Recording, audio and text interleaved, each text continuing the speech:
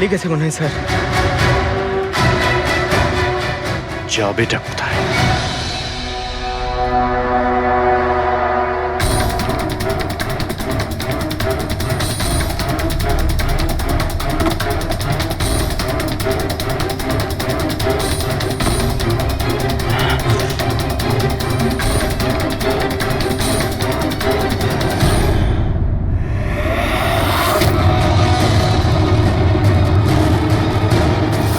আয় আয় আয়, তোরই বাড়ি এটা। দৌড়াচ্ছিস কোথায়? হ্যাঁ, সিআইডি থেকে পালানো তো সহজ নয়। আমার একটা গুণ আছে, যখন আমি রেগে যাই তখন অপরাধীর খারাপ সময় শুরু হয়ে যায়। এর তো খারাপ টাইম শুরু হয়ে গেছে স্যার। এসব কোথা থেকে নিয়ে এসেছিস? হ্যাঁ,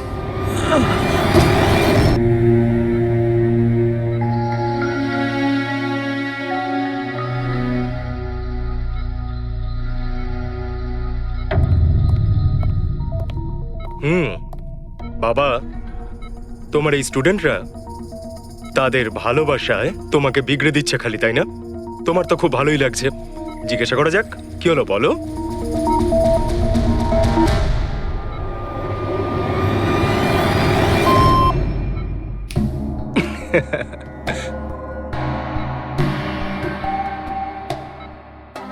আরে এগুলো তো ময়লা কাপড়, তাই না? দিন, এটা আমাকে দিন। ভাই, আমি আসছি।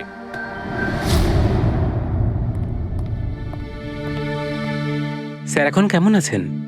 ভালোই আছে, আর আগের থেকে বেটার রয়েছে। আর সেটা শুধুমাত্র তোমাদের জন্যই সম্ভব হয়েছে। যদি তোমরা এখানে রোজ না আসতে, তাহলে হয়তো উনি সুস্থ হতে পারতেন না। আরে দাদা, এভাবে বলো না। স্যার তো আমাদের কাছে মা বাবার থেকেও বড়। একদম ঠিক। আর আমরা জীবনে যা কিছু শিখেছি সবকিছু স্যারের জন্যই হয়েছে। হ্যাঁ, এইভাবে তোমরা যদি আমাদের পাশে এসে না দাঁড়াতে, হয়তো আমরা দুজন এইভাবে বাবার দেখাশোনা করে উঠতে পারতাম না।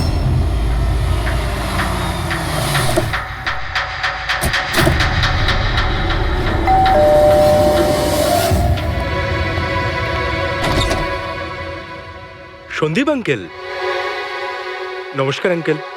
নমস্কার। ভালো আছো? তোমার বাবা কেমন? ভালো আছেন, খুব ভালো আছেন। বাহ, বেশ কথা।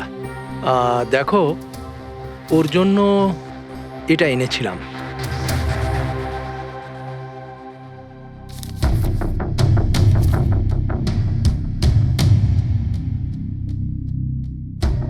আঙ্কেল, 25 লাখ টাকার চেক? হ্যাঁ মা, আজ জ্ঞানদীপ ইনোভেশনস এর 5 বছর পূর্তি, সেটার উপহার ভাবতে পারো। আঙ্কেল, সেটা ঠিক আছে, কিন্তু বাবা তো গত 2 বছর ধরে কোম্পানির জন্য কোনো কাজই করেনি। দেখো, কিছু সম্পর্ক এই সমস্ত কথাবার্তার অনেক ঊর্ধ্বে হয়। তোমার বাবা আর আমার বন্ধুত্ব অনেকটা এরকম। চলো জ্ঞানের সঙ্গে দেখা করি। বাবা, দেখো কে দেখা করতে এসেছেন। কেমন আছে আমার বন্ধু? আরে, আগে থেকে তো অনেক ফিট মনে হচ্ছে। যদি তোকে এত হ্যান্ডসাম লাগে, নার্স তোকে ভালোবেসে ফেলবে। শোনো প্লিজ। আমি তোমার বাবার সঙ্গে কিছু কথা বলতে চাই, if you don't mind. Sure uncle, যাওয়া যাক। হ্যাঁ হ্যাঁ, প্লিজ এসো সবাই। ওনার এই চেকটার জন্য আমাদের সত্যি খুব হেল্প হয়ে যাবে। হ্যাঁ, পাপার জন্য একটা অ্যাডভান্স বেড নিয়ে আসতে পারি, তাই না? হ্যাঁ, আরে স্যার, স্যার কি হলো? স্যার কি হলো? লাইট অন্ধকার কেন এখানে? লাইট কি হলো? কি হলো? সন্দীপ আঙ্কেল?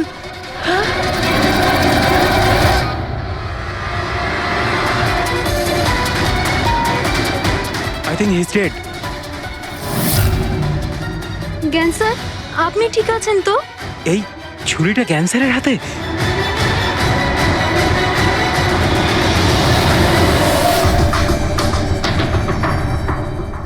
আচ্ছা, তুমি এটা বলছো যে তোমার বাবা জ্ঞানবাবুর হাতে ছুরি ছিল, কিন্তু উনি সন্দীপবাবুর খুন করেননি? স্যার, উনি কিভাবে খুন করতে পারেন?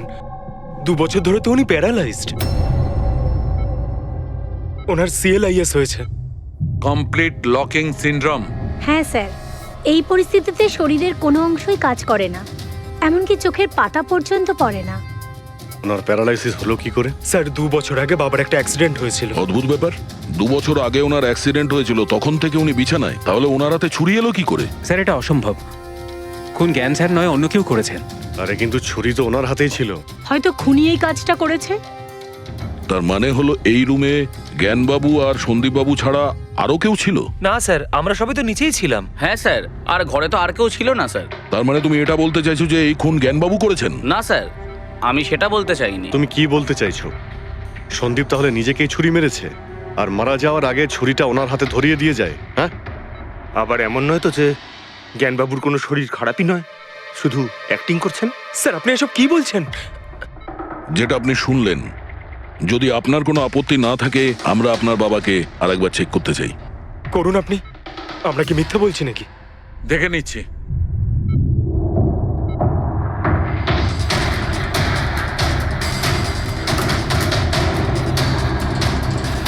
এনার তো পায়ের মাংসপেশিগুলো টোটাল অ্যাট্রোফিক হয়ে গেছে।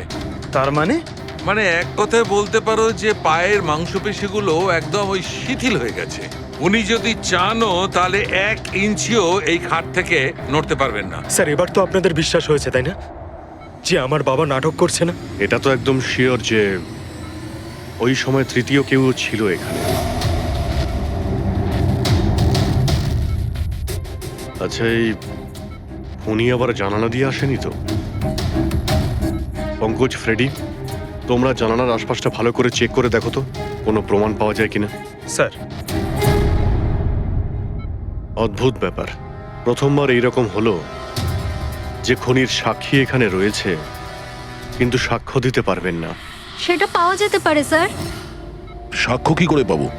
এই মেশিনের সাহায্যে, যার নাম হলো BCI, ব্রেন কম্পিউটার ইন্টারফেস। এই মেশিনটা প্যারালাইজড পেশেন্টদের অনুভবগুলোকে বুঝতে সাহায্য করে। অদ্ভুত ব্যাপার, এটা কি সম্ভব? নিশ্চয়ই সম্ভব স্যার। স্যার এই মেশিনটা রক্তের অক্সিজেন ফ্লোকে বুঝে নিয়ে পেশেন্টের অনুভবগুলোকে ব্যক্ত করে দেয়। একটু ভালো করে এক্সপ্লেন করো দেখি। স্যার আমি বলছি, এই মেশিনটা মাথার ভিতরে রক্ত প্রবাহকে ডিটেক্ট করে, তারপর এটা ক্যালকুলেশন করে যে আলাদা আলাদা পরিস্থিতিতে আলাদা আলাদা প্রশ্ন করলে তার উত্তরে মস্তিষ্কের ভিতরে রক্ত প্রবাহ কেমন হচ্ছে। ও, আর এই রক্তের মাত্রা এইটা বলতে পারবে যে ওই সময় এই মানুষটা কি ভাবছিল, এর মনের মধ্যে কি চলছিল। Exactly. Good, very good. Freddie sir, এখান থেকে উপরে যাওয়ার কোনো রাস্তা নেই। সে আমি জানি।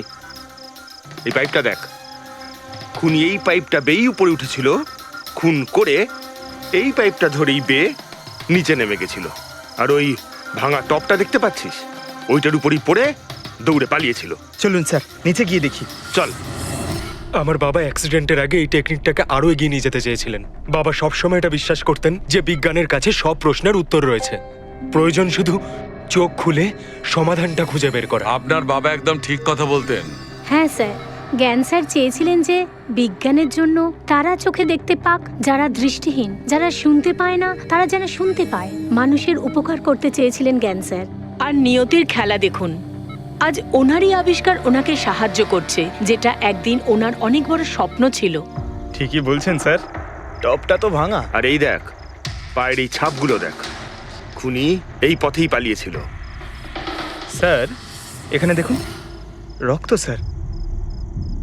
তার মানে পঙ্কজ, ঘরের ভেতর আরো কেউ ছিল যে সন্দীপ বাবুকে খুন করেছে। রক্তের এই স্যাম্পলটা নিয়ে ফরেন্সিক ল্যাবে যাওয়া যাক। আচ্ছা, এই জ্ঞানবাবু BCI এর সাহায্যে কি কথা বলতেন? যেরকম ওনার যখন খিদে পেত উনি সেটা বলতেন, যদি ওনার বেড প্যানের প্রয়োজন হতো সেটাও বলতেন, এমনকি বাবা ওটা দিয়ে দাবাও খেলতেন স্যার। কি দাবা খেলতেন? গ্রেট। হ্যাঁ স্যার, যেমন যেমন প্যাটার্ন এনার মনের মধ্যে তৈরি হতো সেই অনুযায়ী অক্ষরের পেছনে লাইটগুলো জ্বলে উঠতো, আর আমরা অক্ষরগুলোকে মিলিয়ে বুঝে যেতাম যে ইনি কি বলতে চাইছেন। তাহলে তো উনি বলতে পারবেন যে খুনি কে। হ্যাঁ স্যার, নিশ্চয়ই। স্যার বাবাকে একবার জিজ্ঞেস করা উচিত। অবশ্যই করব, আগে তো আমরা ভালো করে তদন্ত করে নিই।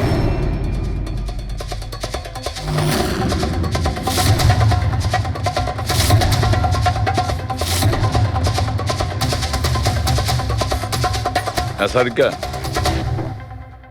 ছুরির মধ্যে কিছু পেলে? শুধু মিস্টার জ্ঞানের আঙুলের ছাপ পাওয়া গেছে, আর কারোরই নয়। তাহলে হতে পারে খুনি গ্লাভস পরেছিল স্যার খুন করার সময়। তার মানে খুনি জানলা দিয়ে ঘরের ভেতরে আসে, ও সন্দীপকে মারে, আর সেই ছুরিটা জ্ঞানের হাতে ধরিয়ে দেয়, আর তারপর লোকেরা এই রুমে আসার আগেই ও জানলা দিয়ে পালিয়ে যায়। স্যার, এটাও তো হতে পারে যে খুনি কোনো বাড়ির লোক। না পূর্বী, রুমে যতগুলো লোক ছিল স্যার তাদের কারোর শরীরেই চোট বা আঘাতের চিহ্ন ছিল না স্যার। আর ওই শুকিয়ে যাওয়া রক্ত ওটা কোনো বাইরের লোকেরই। একটা কথা বুঝতে পারছি না দয়া, যদি খুনি বাইরের লোক হয় তাহলে এটা কি করে জানলো যে সন্দীপ জ্ঞানের সঙ্গে দেখা করতে আসবে? 10 মিনিট আগে সন্দীপ পৌঁছে যায় আর তারপর ওর খুন হয়ে যায়। স্যার এমন মনে হচ্ছে যে হতে পারে এই খুনি সন্দীপ বাবুকে ফলো করছিল, আর যখন সন্দীপ বাবু তার পুরো দিনের শিডিউল বানাচ্ছিল হতে পারে কোনোভাবেও জেনে গেছিল যে বিকেল বেলায় সন্দীপ বাবু জ্ঞান বাবুর সঙ্গে দেখা করতে যাচ্ছেন। সে ঠিক আছে, কিন্তু এরা দুজনেই সন্দীপ আর জ্ঞানবাবু কথা বলবে সেটা কি করে জানলো? স্যার এটাও হতে পারে যে খুনি জানতো না, আর যেহেতু ও ওকে ফলো করছিল যেই সুযোগ পেয়েছে রুমে ঢুকে ওকে মেরে দিয়েছে। দয়া, নিশ্চয়ই ওর সঙ্গে কোনো শত্রুতা ছিল এই সন্দীপের ওপর, সেই জন্যই তো খুনি পিছু না ছাড়েনি। আর বস, যার সঙ্গে এই সন্দীপ বাবুর শত্রুতা ছিল তার প্লাস্টিক অ্যানিমিয়া ছিল। ও আচ্ছা, এই জিনিসটা আসলে কি স্যার? পঙ্কজ, এটা একটা খুব রেয়ার ডিজিজ। এই অসুখটা খুব কম লোকের হয়। এতে মানুষের বোন ম্যারো আর বোন ম্যারো স্টেম সেলস ধীরে ধীরে নষ্ট হতে থাকে। রক্তের লোহিত রক্তকণিকা, শ্বেত রক্তকণিকা আর প্লেটলেটস সব ধীরে ধীরে নষ্ট হতে থাকে। যদি এই রোগটা রেয়ার হয় তাহলে খোঁজ নেওয়া খুব একটা কঠিন হবে না যে শহরে কতজন লোক আছে যাদের এই ধরনের রোগ আছে। এই প্লাস্টিক অ্যানিমিয়া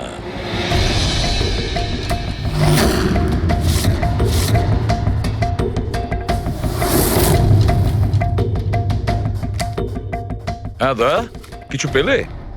হ্যাঁ স্যার, এই শহরে সব মিলিয়ে 45 জন লোক আছে যারা এই রেয়ার অসুখে ভুগছে স্যার।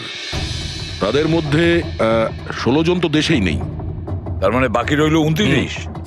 তাদের মধ্যে 14 জন এমন লোক আছে যারা বয়স্ক, মানে উঁচু ব্যালকনি থেকে লাফাতে পারবে না। বাকি রইল 15। তাদের মধ্যে 7 জন বাচ্চা আছে যাদের বয়স 12 বছরের কম। তাহলে বাঁচলো 8 জন। হ্যাঁ স্যার, আর 8 জনের মধ্যে তো 4 জন এমন আছে স্যার যারা অনেক বেশি মোটা স্যার। এই দেখুন, ও এরা না ওই ব্যালকনিতে উঠতে পারে না লাফাতে পারে, অসম্ভব স্যার। তার মানে দয়া, আমাদের কাছে সাসপেক্ট 4 জন সাসপেক্ট। হ্যাঁ স্যার। নাম কি তাদের? স্যার লীলা, রমেশ, সুনীল আর হেমন্ত। নীলা, রমেশ, সুনীল আর হেমন্ত। রবি, স্যার, একটু দেখো তো আমাদের ক্রিমিনাল ডেটাবেসে কোনো পুরনো পাপি কিনা।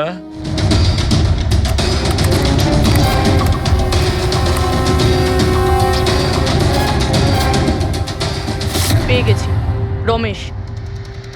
চুরি, ছিনতাই, তাছাড়া লোকেদের মেরেওছে। থাকে কোথায় সে? সরোজনগর চল। নিয়ে এসে একে।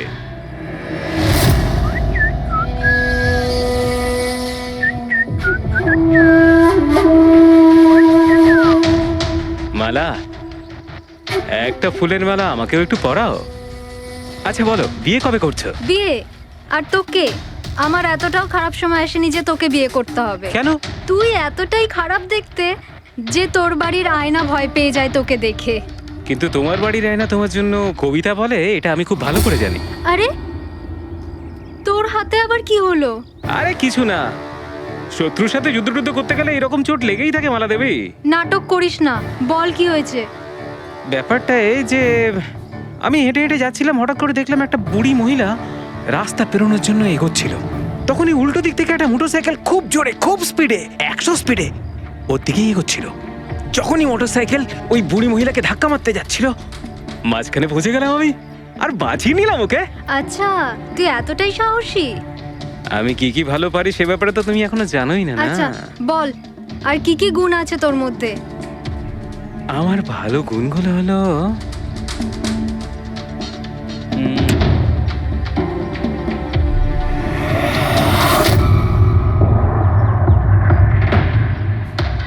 কি হলো? তোর মুখটা ভয়ে এভাবে ফ্যাকাশে হয়ে গেল? মালা, মালা আমাকে একটু একটু একটু লুকোতে দে। আরে মালা লুকোতে দে। লুকোচ্ছিস কেন? আরে মালা হারে কেন পেতে করছিস তুই? এটা কি করে দিলি তুই? আমার সব ফুল নষ্ট করে দিলি। স্যার এ তো সেই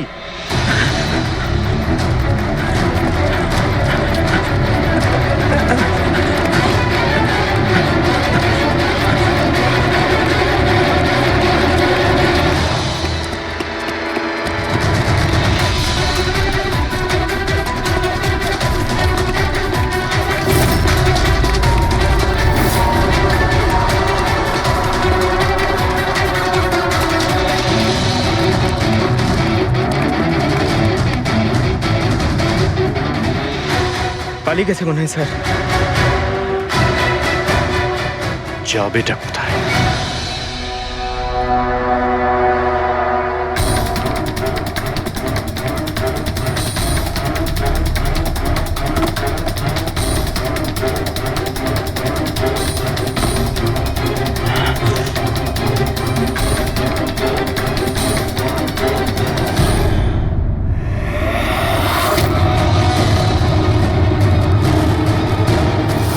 আয় আয় আয়, তোরই বাড়ি এটা। দৌড়াচ্ছিস কোথায়? হ্যাঁ, সিআইডি থেকে পালানো তো সহজ নয়। আমার একটা গুণ আছে, যখন আমি রেগে যাই তখন অপরাধীর খারাপ সময় শুরু হয়ে যায়। এর তো খারাপ টাইম শুরু হয়ে গেছে স্যার। এসব কোথা থেকে নিয়ে এসেছিস? হ্যাঁ, আনিনি স্যার, নিজে বানিয়েছি। এই মেশিনটা তুই বানিয়েছিস? দেখে তো মনে হচ্ছে চাও ঠিক করে বানাতে পারিস না, মেশিন বানিয়েছিস। কোথা থেকে চুরি করেছিস? না স্যার, আমি চুরি করিনি। শুধু চুরি করিসনি, খুনও করেছিস তুই। খুন? কার স্যার? D117 MG রোড, সুন্দরনগর। এখানে গেছিলি তো তুই? তোর হাতে আঘাত লেগেছে না? তোর এই রক্ত আমরা ওখানে পেয়েছি। আমার ছিল না স্যার। তোরই ছিল। তুই যে হসপিটালে ট্রিটমেন্ট করিয়েছিলি সেখানেই ম্যাচ করে গেছে। মাঝার কোনো রাস্তা নেই? না, সোজা ফাঁসি। চুরির জন্য ফাঁসি দিয়ে দেবে? চুরি নয়, খুন, সন্দীপের খুন। না স্যার, আমি কোনো খুনই করিনি। আমি তো শুধু ওখানে চুরি করতে গেছিলাম। তুই একে খুন করিসনি? হে ভগবান, কি বিপদে পড়লাম। মায়ের দিব্যে বলছি স্যার, আমি কোনো খুন করিনি। আমি তো খবর পেয়েছিলাম যে ওখানে একটা লোক থাকে যার প্যারালাইসিস হয়ে গেছে। চুরি কোথায় করতে হবে সেটা ভালো করে জেনে নিয়ে আমি ওখানে শুধু চুরি করতে গেছিলাম। আমি ওখানে শুধু এই কারণেই গেছিলাম। আমি তোকে চিনিও না, কেন মারবো? কারণ সন্দীপ তোকে চুরি করার সময় দেখে ফেলে, তাই একটা অপরাধ লুকোতে গিয়ে আরেকটা করে ফেলেছিস। হ্যাঁ, এই কথাটা সত্যি স্যার, যে আমি ওখানে গেছিলাম আর সন্দীপ আমাকে দেখে চিৎকারও করেছিল। ওর চিৎকার শুনে আমি ভয় পেয়ে গিয়ে পালিয়ে এসেছিলাম। তাহলে তোর লাগলো কি করে? এটা যখন সন্দীপ চিৎকার করলো তখনই লাইট চলে গেছিল আর অন্ধকারে আমি নিচে লাফালাম। ওই লাফাতে গিয়ে চোট লেগে গেছে। ওই রুমের মধ্যে তুই ছাড়া সেই সময় আর কেউ ছিল না। তুই খুন না করলে কে খুন করবে? না স্যার, আমি ছাড়া অন্য কেউ ছিল ওখানে। কে?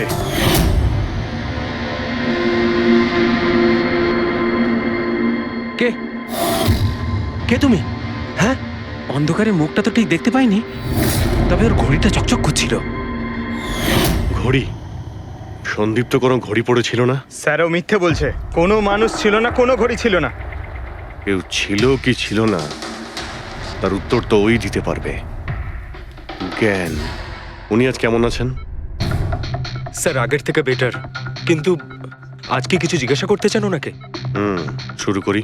শিওর স্যার, কিন্তু আপনারা যা জিজ্ঞেস করতে চান একটু স্লোলি জিজ্ঞাসা করবেন স্যার, যাতে উনি আপনাদের এক একটা শব্দ বুঝতে পারেন স্যার। হ্যাঁ, জ্ঞানবাবু, এ রমেশ, এ একজন চোর। যে রাতে সন্দীপ বাবুর খুন হয়েছিল ও এখানে চুরি করতে এসেছিল। ও বলছে যে সেই রাতে এখানে অন্য কাউকে দেখেছিল।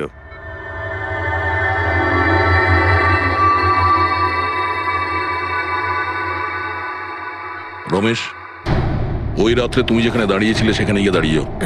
হ্যাঁ স্যার, স্যার আমি এই দিক দিয়ে ঢুকেছিলাম আর এখানে এলাম, আর তারপরে আমি এদিকে দেখলাম, আর যখনই আমি এখানে পৌঁছালাম দেখলাম সন্দীপ ওখানে দাঁড়িয়ে আছে। আমি ভয় পেয়ে পেছন দিকে ঘুরলাম আর তখনই কারেন্ট চলে গেল। এখানে দাঁড়িয়েছিলে মানে উনি নিশ্চয়ই তোমাকে দেখেছেন।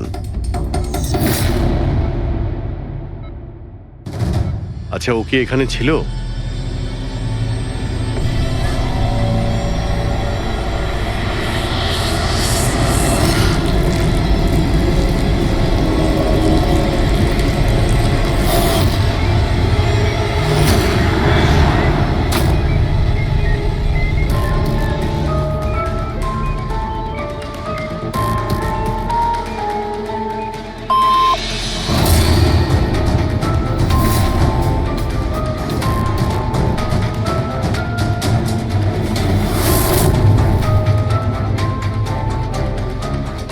আচ্ছা, রমেশই কি খুন করেছিল?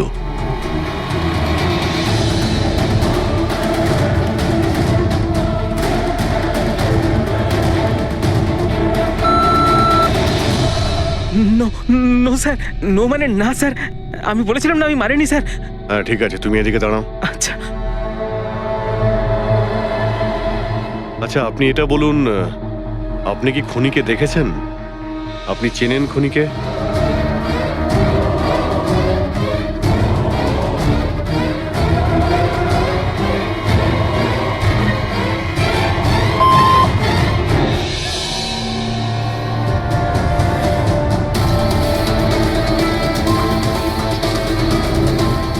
আচ্ছা, খুনি এই মুহূর্তে এই রুমে আছে?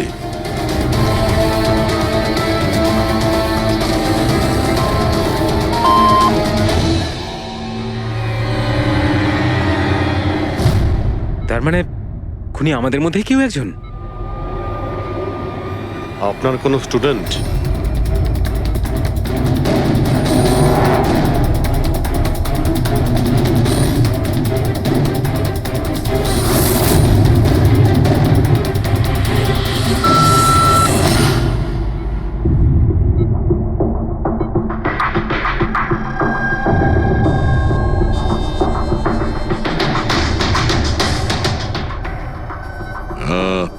নার্স কিংবা ওয়ার্ড বয়? এসবের মধ্যে আপনারা আমাকে কেন টানছেন? আপনি যদি কিছু করেই না থাকেন, আপনি ভয় পাচ্ছেন কেন?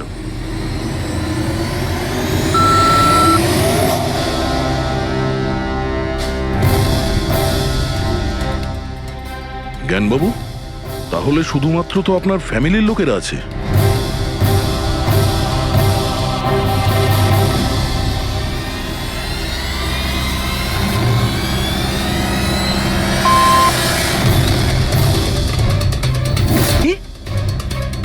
বাবা তুমি এসব কি বলছো? হ্যালো, রিল্যাক্স, ওখানে দাঁড়িয়ে থাকো। যাও, ওখানে দাঁড়িয়ে থাকো। আচ্ছা এটা বলুন, আপনার ছেলেই কি খুনি?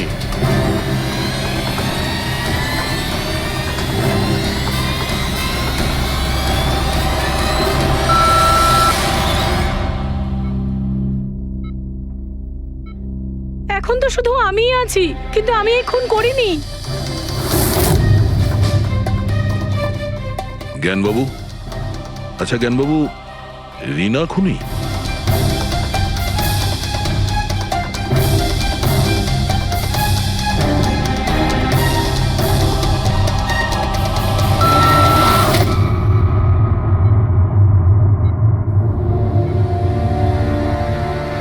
আপনি আমাদের বললেন যে আপনার পরিবারেরই কেউ খুনি, তাহলে সে কে?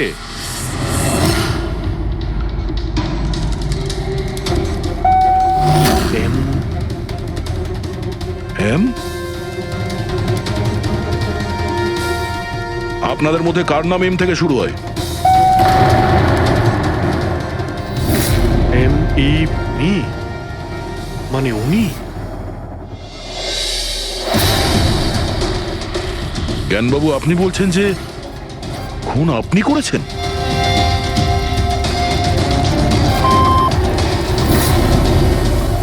বুঝতে পারছি না ইনি কেন আমাদের সঙ্গে এরকম খেলা খেলছেন। কালকের কাগজে হয়তো আসবে যে সিআইডি নাকি খুনের অপরাধে এমন লোককে অ্যারেস্ট করেছে যে নাকি প্যারালাইসিস হয়ে পড়ে আছে 2 বছর ধরে। খুনি নিশ্চয়ই জ্ঞানবাবুর আশেপাশের কেউ। উনি ওকে বাঁচানোর চেষ্টা করছেন, জানি না কেন। সমস্ত অভিযোগ উনি নিজের মাথায় নিচ্ছেন। যদি সে আপন কেউ হয় তাহলে সেই ছুরি ওনার হাতে কেন দিতে যাবে? অন্য কারোর হাতে দিত, যাকে সহজেই বিশ্বাস করা যেত।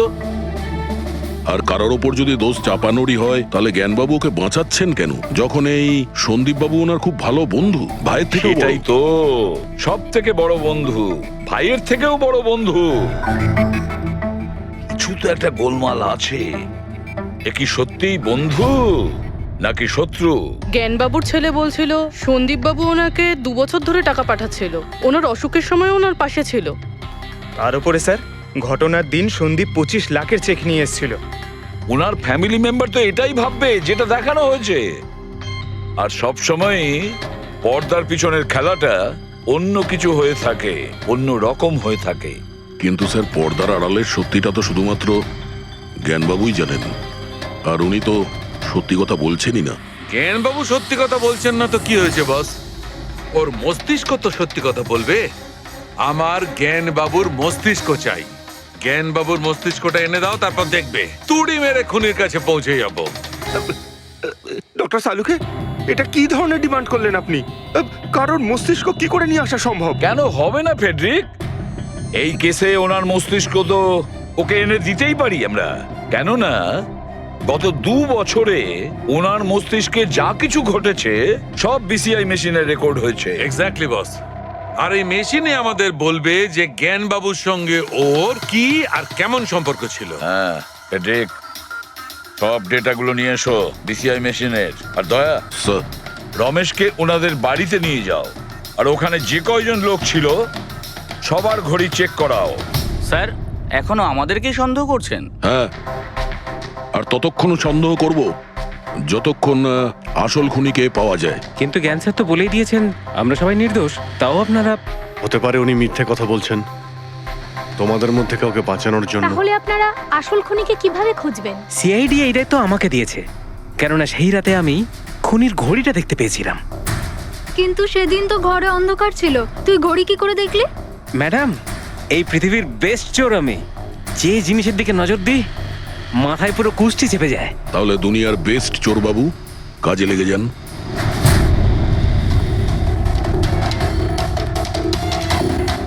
সস্তা, টেকসই, সুন্দর, 11,000 টাকা। না, এ নয়।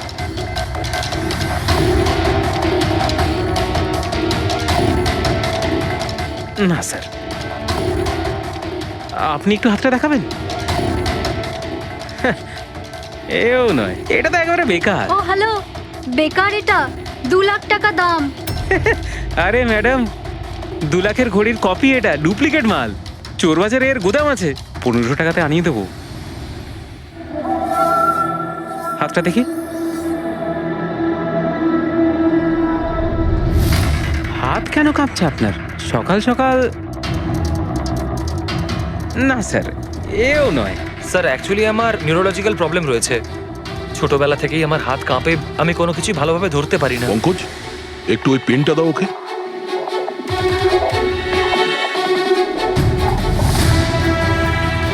ঠিক করে ধরবেন আপনি।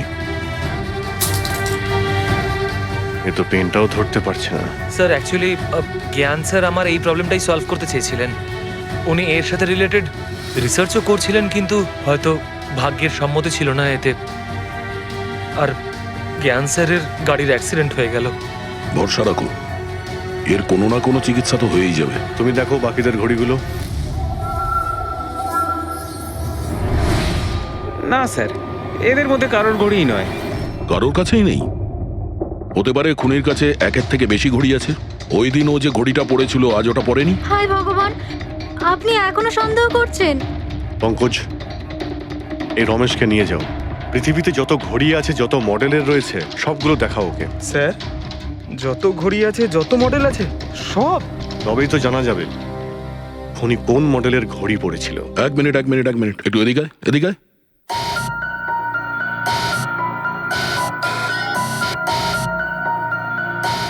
এই নাও, নিজের মানিব্যাগ সাবধানে রাখবেন যখন এই লোকটার সাথে আছে। হ্যাঁ, বলেছিলাম না পৃথিবীর বেস্ট চোর আমি। আর দীপিকার ইয়াররিং? আমার ইয়াররিংস? বার কর। স্যার, আপনি এটাও দেখে ফেলেছেন? সিআইডি থেকে কিছু লুকোনো যায় না। হ্যাঁ, যা। আয় বেস্ট চোর, এদিকে আয়। আপনারা এটা বলুন যে এই জ্ঞানবাবু আর সন্দীপের মধ্যে কোনো কি প্রবলেম চলছিল? স্যার, খুব ভালো সম্পর্ক ছিল। তাহলে জ্ঞানবাবু সন্দীপবাবুর খুনের অভিযোগ নিজের মাথায় নিলেন কেন? ওনাদের দুজনের ভেতরে কোনো টেনশন হয়েছিল? না স্যার, কোনো টেনশন তো ছিল না, কিন্তু একটা বিষয় নিয়ে তর্ক হচ্ছিল। অ্যাক্সিডেন্টের ঠিক আগে ওনার বিসিআই মেশিনটা একটা পয়েন্টে এসে আটকে গেছিল, আর কোনো রকম সলিউশনও পাওয়া যাচ্ছিল না। এই জন্য জ্ঞান স্যার সবসময় বিরক্ত থাকতেন আর খুব রাগও করতেন। হ্যাঁ স্যার, যখন সন্দীপ আঙ্কেল বাবাকে বলেছিলেন যে আপনি চিন্তা করবেন না, দেখবেন সব ঠিক হয়ে যাবে, তখন বাবা ওনার উপরও রেগে গেছিলেন।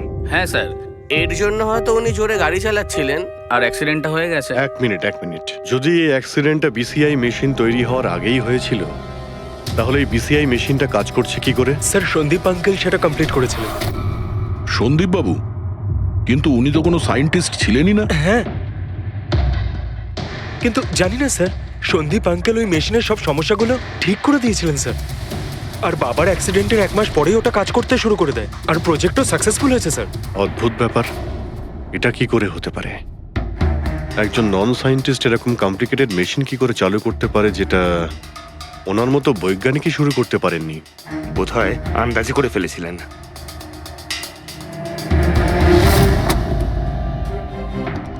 মাই গড, গত 2 বছরে এত ডেটা বেরিয়েছে ওনার একার? হ্যাঁ বস, আর এই পেপারগুলোর প্রত্যেকটা জায়গা খুঁটিয়ে খুঁটিয়ে ভালো করে দেখতে হবে যে সত্যিটা কি ছিল যেটা জ্ঞানবাবু আমাদের থেকে লুকোতে চাইছেন। এক একটা শব্দ, এক একটা অক্ষর জুড়ে তার প্যাটার্ন বানিয়ে দেখতে হবে। চলে এসো, সবাই মিলে কাজ করি। সবাই চলে এসো। ফ্রেডি,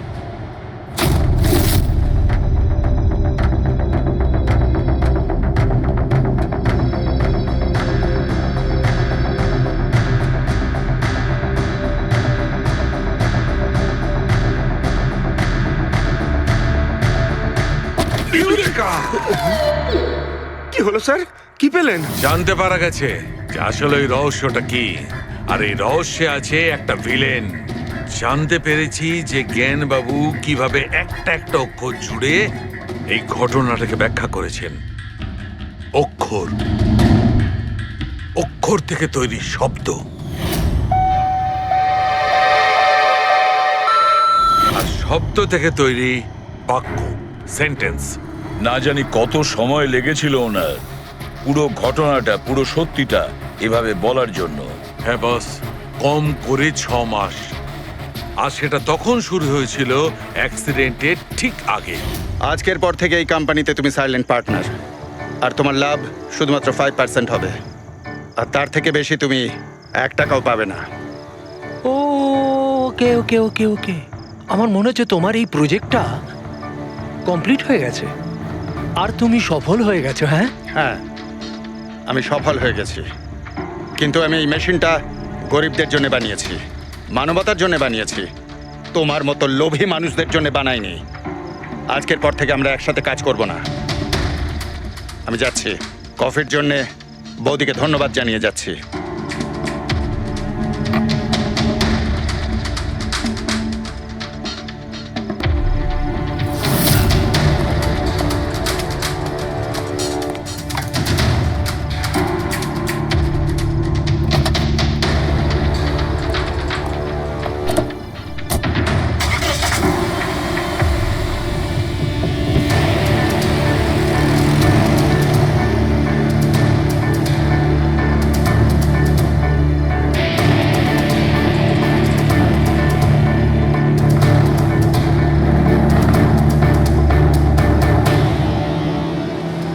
কি হলো? হঠাৎ করে গাড়ি ব্রেক ধরছে না কেন? ব্রেক ছুঁয়ে কি হলো?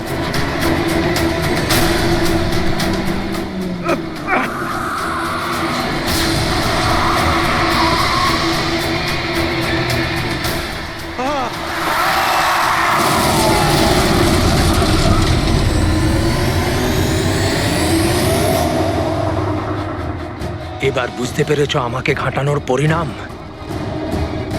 আমাকে তুমি 5% দিতে যাচ্ছিলে, তাই না? এবার দেখো, আমি তোমাকে 5% দেব সারা জীবনের জন্য। তার মানে সন্দীপ যে বন্ধুত্বের নাটকটা করছিল আসলে ও মুখোশ পড়া শয়তান ছিল। আর স্যার, যদি পুরো ডেটা এই কাগজে লেখা থাকে, তার মানে হলো জ্ঞানবাবু এই কথাটা নিজের মনে রাখেননি, কাউকে না কাউকে সন্দীপবাবুর আসল উদ্দেশ্যটা বলেছেন।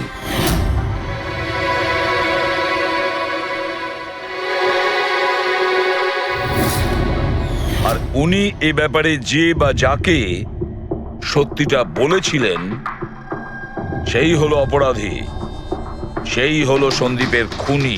কিন্তু স্যার, যদি খুনি জ্ঞানবাবুর হয়ে প্রতিশোধ নিতে চাইতো, তাহলে খুনি ছুরিটা জ্ঞানবাবুর হাতে কেন ধরালো?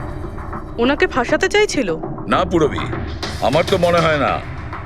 খুনি ওনাকে সান্ত্বনা দিতে চেয়েছিল যে এটা বোঝাতে চেয়েছিল যে দেখুন আমি আপনার হয়ে সন্দীপকে মেরে ফেলেছি, আপনার প্রতিশোধ আমি নিলাম। আর তাকে বাঁচানোর জন্য জ্ঞানবাবু পুরো অভিযোগ নিজের উপর নিয়ে নিয়েছেন। দয়া, খুনির কাছে পৌঁছানোর একটাই রাস্তা আছে, সেই ঘড়িটা, রিস্ট ওয়াচ, যেটা রমেশ দেখেছিল।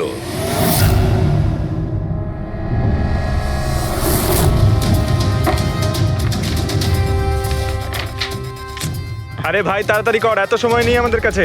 পঙ্কজ, আরে দেখছি তো কি আমি। হয়েছে? স্যার কি হলো রমেশ, মজা আসছে কি না? যথেষ্ট স্যার, আমি হাত জোড় করছি, আমি আর ঘড়ি দেখতে পারবো না। 10,000-এর উপর ঘড়ি আমাকে দেখানো হয়েছে, আমার মাথা ঘুরছে স্যার। যতক্ষণ না ঘড়ির মডেল খুঁজে পাচ্ছিস ততক্ষণ বাড়ি যেতে দেবো না তোকে। স্যার স্যার, এই, কি স্যার, আমাকে করছিস? ক্ষমা করে দিন স্যার, আমি বলছি বাপের জন্য আর চুরি করবো না, আমাকে বাড়ি যেতে দিন স্যার। ওট ওট ওট ওট ওঠ। জানা তো দরকার ওই রাতে তুই ওখানে কোন ঘড়িটা দেখেছিলি, হ্যাঁ? এখন আর কটা ঘড়ি দেখবো স্যার? এতগুলো ব্র্যান্ডের এতগুলো মডেল দেখলাম স্যার, ওগুলোর মধ্যে কোনোটাই নয় ওটা। তো কোনো মডার্ন ঘড়ি ছিল নাকি? হ্যাঁ ম্যাডাম, একদম মডার্ন ঘড়ি ছিল। ঘড়ি তো ছিল কিন্তু ঠিক ঘড়ির মতো দেখতে ছিল না। কি বললি? মডার্ন ঘড়ি ছিল অথচ ঘড়ি নয়? হ্যাঁ। ঘড়ি দেখেছিস তো? ড্রয়িং করাতে পারবি? ঠিক আছে, পুরবি একে দিয়ে স্কেচ বানাও। স্যার, হ্যাঁ, স্যার এইটা।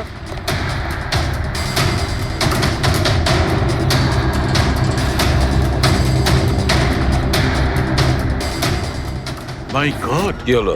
1 মিনিট বস, একদম জ্যাকপট লেগে গেছে। রমেশ, এদিকে এসো। ওকে, মন দিয়ে দেখো, এই ঘড়িটাই ছিল। এটাই ছিল, একদম এটাই ছিল স্যার। এটা কিরকম ঘড়ি স্যার? চুরি করলে কত পয়সা পাবো? পয়সা নয়, টাকা পাবে, লাখ লাখ টাকা। এত দামি ঘড়ি এটা? ঘড়ি নয়, এটা স্যাটলা বলে একে, স্যাটলা। স্যাটলা? এবার খুনি কে সেটাও আমি বলতে পারি। কে এই খুনি? সে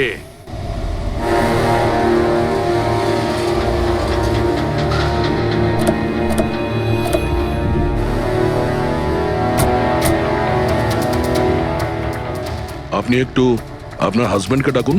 কিন্তু আপনারা কারা? আপনি ডাকুন না ওনাকে, উনি চেনেন আমাদের। সোনু, সোনু একটু বাইরে এসো, কারা দেখা করতে এসেছে?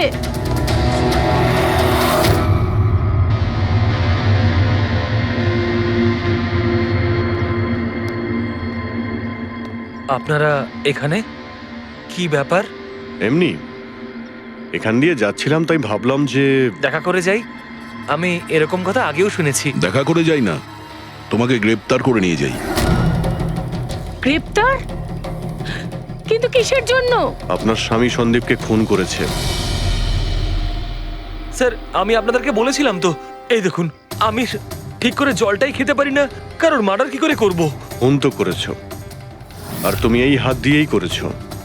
কোথায় সেই সেটলা ওয়াচ? হ্যাঁ, ঘড়ি কোথায়? স্যার, আপনারা কোন ঘড়ির কথা বলছেন আমি কিচ্ছু জানি না। এক্ষুনি তুমি জানতে পারবে কোন ঘড়ির কথা বলছি। ফ্রেডি, পঙ্কজ, ঘরের তল্লাশি নাও। পঙ্কজ, উপরে যা, আমি বেডরুমটা দেখছি।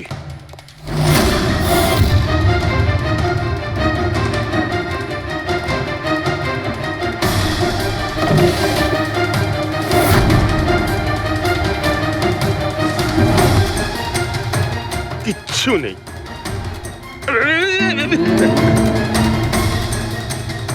কি ফুটলো? স্যার, স্যার, বালিশটার মধ্যে কিছু একটা আছে। বালিশের ভেতরে?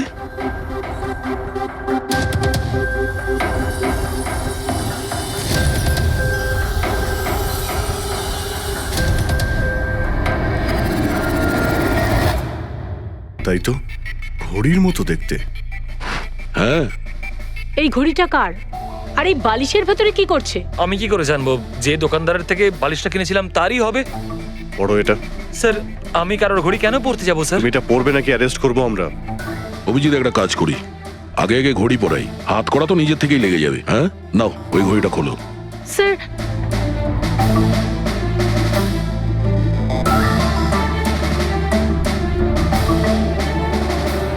আরে বাহ, দেখো এর হাত কাঁপা বন্ধ হয়ে গেছে। হ্যাঁ স্যার, তো চমৎকার হয়ে গেল, এর হাত কাঁপা থেমে গেল। এটা কোনো চমৎকার নয়, এটা সায়েন্স। এবার দেখো এই ঘড়িটা পরার পরে সোনু কত সহজে খুন করতে পারে।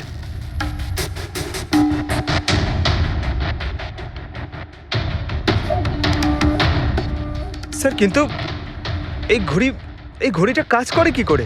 এটাকে সেটলা বলে পঙ্কজ। মোশন সেন্সর আর আর্টিফিশিয়াল ইন্টেলিজেন্স টেকনিক দিয়ে বানানো হয় এই ঘড়ি, কারণ ওর মতো যাদের এই রোগ আছে তাদের জন্য, মানে যাদের হাত কাঁপে। শুধু একটাই উদ্দেশ্য ছিল আমার, প্রতিশোধ আর প্রতিশোধ। জ্ঞান স্যার আমাকে বিসিআই এর সাহায্যে সবকিছু বলে দিয়েছিলেন। আপনাকে কথা দিচ্ছি স্যার, আপনার শত্রুদের শাস্তি দিলেই আমি একটু শান্তি পাবো। এটা আমার তরফ থেকে ছোট্ট গুরুদক্ষিণা মনে করতে পারেন। সেদিন কোম্পানির অ্যানিভার্সারি ছিল আর আমি জানতাম যে সন্দীপ ওখানে নিশ্চয়ই আসবে। প্রত্যেকবারের মতন জ্ঞান স্যারের সাথে ও ওটাই করবে। জ্ঞান স্যারের সাথে কথা বলার আগে ও সবাইকে বাইরে বের করে দিত, যাতে ও স্যারকে অপমান করতে পারে। কিন্তু এইবারে ও এটা জানতো না যে মৃত্যু ওর জন্য অপেক্ষা করছে। আজ আমাদের কোম্পানির 5 বছর পূর্তি। যখন বাড়ির প্রত্যেকে রুমের বাইরে এক এক করে চলে গেল, তখন ওদের খেয়াল ছিল না যে আমি ওদের সাথে নেই। দেখো আমি কেমন বন্ধু। A promise is a promise my friend, and you know as I কে তুমি? হ্যাঁ, আর তারপরে আমি কারেন্ট অফ করে দিই আর জ্ঞান স্যারের সামনে আমি ওকে মেরে ফেলি। আর তারপরে আমি ফিঙ্গারপ্রিন্ট মুছে ফেলে জ্ঞান স্যারের হাতে ছুরিটা ধরিয়ে দিই। আর বাকিরা সবকিছু জানার আগেই আমি সবার মধ্যে দাঁড়িয়ে পড়ি। তুমি প্ল্যানটা তো ভালোই করেছিলে, কিন্তু কপালটাই খারাপ। রমেশ ওখানে আসে চুরি করতে, আর ও তোমার এই ঘড়ি দেখে নিয়েছিল। এমনিতেও স্যার কিছুই লুকিয়ে রাখা যায় না। রমেশ না এলেও আজ নয় কাল আমাকে আপনারা ধরেই ফেলতেন। তুমি যখন সবকিছুই বোঝো তাহলে এরকম অপরাধ কেন করলে? জ্ঞান স্যারের ঋণ শোধ করতে। এটা শুধু ঘড়ি নয়, আমার মতো মানুষের কাছে এটা নতুন জীবন, যে জীবনটা জ্ঞান স্যার উপহার দিয়েছিলেন। উনি আমাকে বিশ্বাস করিয়েছিলেন যে বিজ্ঞানের ক্ষেত্রে আমি এগিয়ে যেতে পারি। যেভাবে উনি তোমার সমস্যার সমাধান করেছিলেন, তুমিও সেরকম সমাজের ভালোর জন্য কোনো কাজ করতেই পারতে। কিন্তু তুমি আলোর দিকে যাওয়ার পরিবর্তে অন্ধকারের দিকে চলে গেলে। আর এমন অন্ধকূপে পৌঁছলে যেখানে আসার কোনো আলোই নেই। যদি কিছু থাকে সেটা হলো শুধু ফাঁসির দড়ি।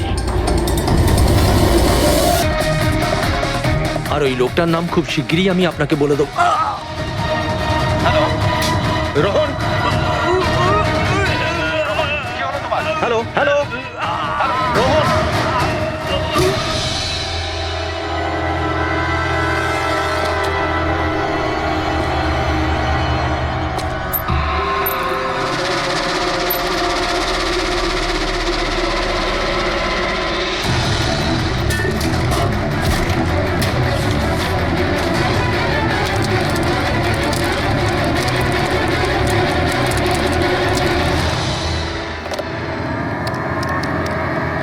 Hello police station.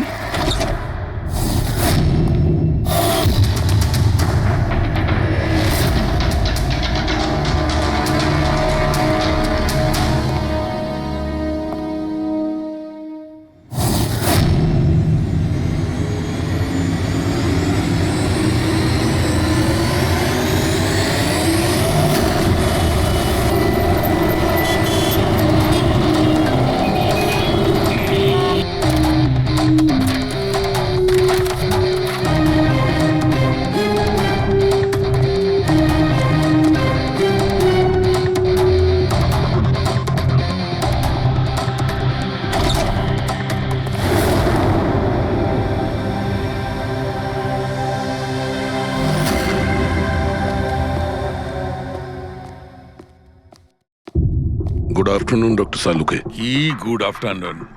Please sorry, don't mind. আসলে যখনই কোনো নিরপরাধ লোকের খুন দেখি না, তখনই গুড আফটারনুন গুড মর্নিং এর উপর বিশ্বাসই চলে। তাই তো ডক্টর। ডক্টর কোনো পোক্ত প্রমাণ পেলেন? আপাতত এই ল্যাপটপের চার্জারটা তার, এটা দিয়েই শ্বাসরোধ করা হয়েছে এর। আর এর মৃত্যুর সময় হচ্ছে সকাল 9টা থেকে 9:30টার মধ্যে। আর হ্যাঁ, লাশের পাশেই মোবাইলটা পাওয়া গেছে, হয়তো এটা আমাদের কোনো সাহায্য করবে। আর ওই বাকি প্রমাণগুলো যার ব্যাপারে ইন্সপেক্টর সমীর বলছিলেন? স্যার স্যার রোহনের ডায়েরি এই দেখুন, পুরোটাই পুড়ে গেছে, ছাই হয়ে গেছে। তবে এই ডায়েরিটার সঙ্গে অনেক ডকুমেন্টসও ছিল, সেগুলোও পুড়ে গেছে। বুঝতেই পারছি না যে ওই ডকুমেন্টস এমন কি ছিল। নিশ্চয়ই এর মধ্যে এমন কিছু ছিল যার জন্য ওই খুনি প্রবলেমে পড়তো, তাই প্রমাণ জ্বালিয়ে দিয়েছে আর এই রোহনকেও মেরে দিয়েছে। স্যার, হ্যাঁ, এই হার্ড ডিস্কটা আমি এখানেই পেয়েছিলাম, ক্রাইম সিনে। আমি এটা একজন কম্পিউটার এক্সপার্টকে দেখিয়েছি। পুরোপুরি নষ্ট হয়ে গেছে, ডেটা রিকভার করা সম্ভবই নয়। খুনি প্রত্যেকটা প্রমাণকে খারাপ করে দিয়েছে। কোনো ব্যাপার না, কোথাও না কোথাও কিছু না কিছু প্রমাণ নিশ্চয়ই পাবো। পুরবি, স্যার। এই রোহনের ব্যাকগ্রাউন্ড চেক করেছো? হ্যাঁ স্যার, পুরো নাম রোহন কুমার।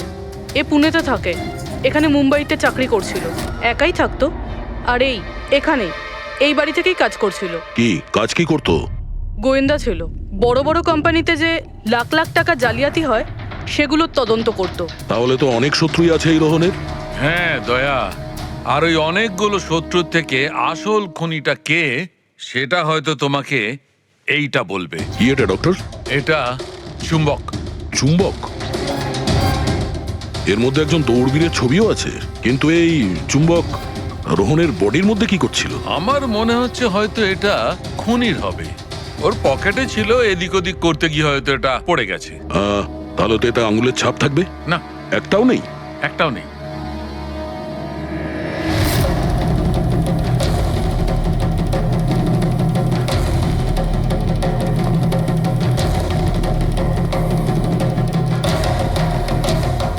খুনি মনে হয় এখান থেকে এসছে।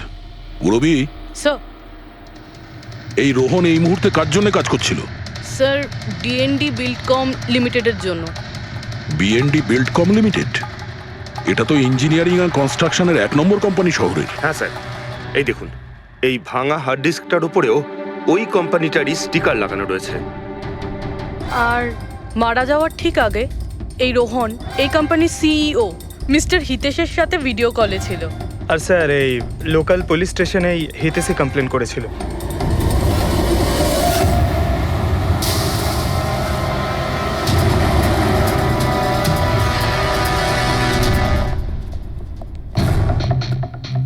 এটা কি এত বড় অফিসে শুধুমাত্র একজনই লোক ছিল নাকি? মনে হচ্ছে স্যার ইন্ডিয়ার ম্যাচ দেখার জন্য সবাই বাড়ি চলে গেছে। আচ্ছা, আজকে ইন্ডিয়ার ম্যাচ আছে? স্কোরটা কি হলো? কোহলি সেঞ্চুরি করতে যাচ্ছে। কি বলছেন স্যার? আপনি কি করে জানলেন? বাইরে ওয়াচম্যান কমেন্ট্রি শুনছিল। ইনভেস্টিগেশন করতে এসেছি, চোখ কান খোলা রাখতে হবে। স্যার, হিতেশের কেবিন।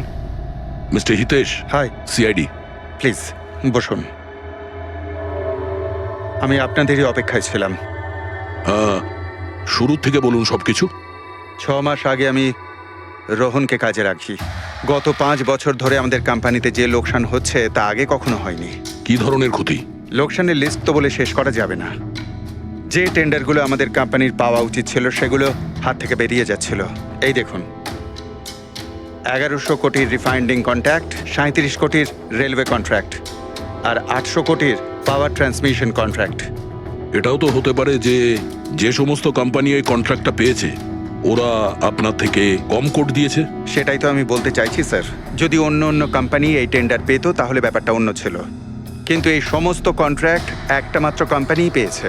আর সবচেয়ে বড় কথা হলো তাদের অ্যামাউন্ট আমাদের দেওয়া অ্যামাউন্টের থেকে মাত্র 1000 টাকা কম। শুধুমাত্র 1000 টাকা কম? কোন কোম্পানি এটা? XPL infrastructure. XPL infrastructure? তাহলে আপনার মনে হচ্ছে যে আপনার কোম্পানিতে এমন কেউ বেইমান আছে যে স্যালারি আপনার থেকে নেয় কিন্তু কাজ এক্সপিএল এর জন্য করে? 100% কেউ না কেউ তো অবশ্যই আছে। আর রোহন ওই লোকটার খুব কাছাকাছি পৌঁছে গিয়েছিল। ওর লাস্ট ফোন কলে আমায় এটাও বলেছিল যে সেই বেইমান এস্টিমেটিং অ্যান্ড টেন্ডিং ডিপার্টমেন্টের লোক। আচ্ছা, এই ক্রাইম সিন থেকে আমরা এই ড্যামেজড হার্ড ডিস্কটা পেয়েছি, কি আছে এর ভেতরে? স্যার, এটা আমাদের কোম্পানির গত 5 বছরের CCTV footage, call logs, emails, আমাদের কোম্পানিতে কত এমপ্লয়িজ আছে, সমস্ত ইনফরমেশন এতে ছিল। তাহলে এর কপি নিশ্চয়ই আছে আপনার কাছে? আগে হ্যাঁ আছে। আমরা ওটা আমাদের সঙ্গে নিয়ে যাব। শিওর।